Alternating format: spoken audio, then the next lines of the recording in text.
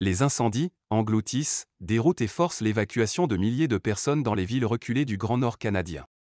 Près de 168 000 personnes ont dû être secourues au Canada depuis le début d'une saison des feux inédite, grâce à des opérations aériennes.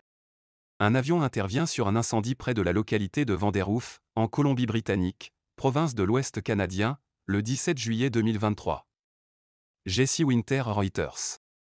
Les évacuations aériennes se sont poursuivies, mardi 15 août, dans les communautés reculées du Nord canadien, menacées par des feux de forêt qui engloutissent, déroutent, poussant les territoires du Nord-Ouest à décréter l'état d'urgence.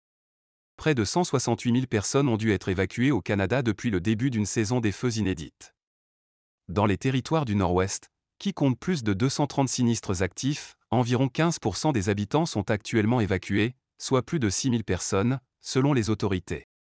Séparés de plusieurs centaines de kilomètres les uns des autres, les villages sont particulièrement difficiles à atteindre par voie terrestre, explique Mike Westwick, du service territorial des feux, précisant qu'un contingent de 120 soldats est déployé depuis mardi pour faciliter les opérations aériennes.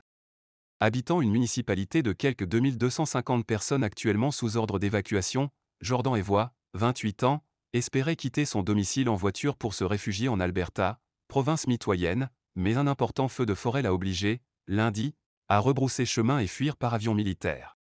Je ne pouvais rien voir devant moi. Il n'y avait plus de réseau, donc aucun moyen de savoir où j'étais, c'était encore plus angoissant, témoigne-t-il à l'agence France-Presse, AFP. Monsieur Evois craignait que les pneus de son camion ne fondent sous la chaleur. L'autoroute était engloutie par les flammes, c'était le moment le plus effrayant de ma vie, a-t-il commenté. Après la capitale territoriale, Yellowknife, lundi soir, menacée par un brasier à 20 km de ses murs, c'était au tour des autorités des territoires du Nord-Ouest de décréter l'état d'urgence, mardi soir. J'ai le cœur brisé.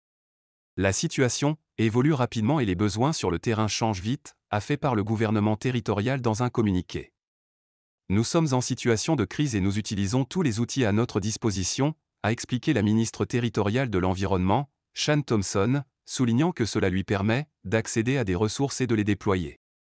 J'ai le cœur brisé en pensant aux gens des territoires du Nord-Ouest aux prises avec des feux de forêt dévastateurs, a pour sa part déclaré le Premier ministre canadien, Justin Trudeau, sur le réseau X, ex-Twitter.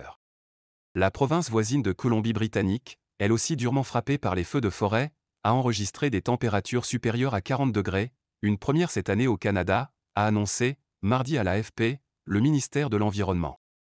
Dans cette province, la ville de Lytton a vu la température atteindre lundi 41,4 degrés, 2 ans après avoir été ravagée par les flammes dans les jours qui avaient suivi un dôme de chaleur, inédit avec un record historique de 49,6 degrés pour le pays. Le Canada, qui de par sa situation géographique se réchauffe plus vite que le reste de la planète, est confronté ces dernières années à des événements météorologiques extrêmes dont l'intensité et la fréquence sont accrues par le réchauffement climatique.